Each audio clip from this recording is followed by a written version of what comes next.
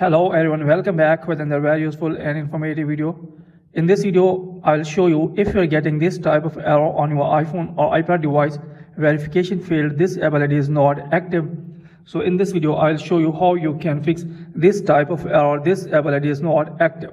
So in this video, I will tell you the possible solutions through which you can fix this type of error on your iPhone or iPad device on your Apple ID. So now let's get started how you can fix this type of problem.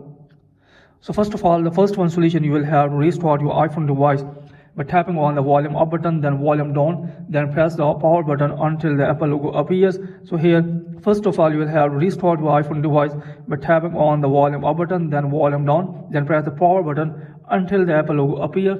Then after restarting your iPhone device, then check that the problem fixed or not. If the problem is still there, then here move to the next solution, open setting. Then after that, here scroll it below. Then here tap on screen time. Then after that scroll it below. Then tap on content and privacy restrictions. Then here again scroll it below. Then tap on account changes. And from here you'll have to make sure that this is allowed from here. Then after that check that the problem fixed or not. If you are having still this problem, then here move to the next solution, open again setting. Then after that here you will need to scroll it below. Then tap on general, then here tap on software update, and here make sure that you are using an updated version of iOS.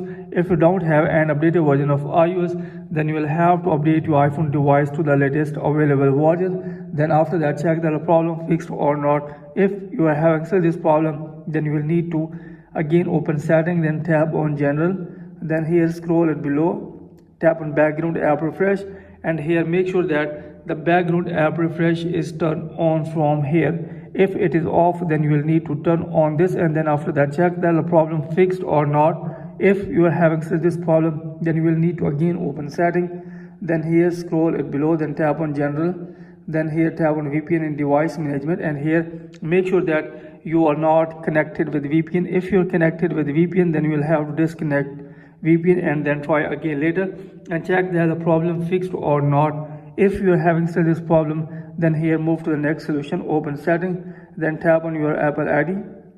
Then here you will need to tap on sign in and security. So after that here you will need to tap on change password.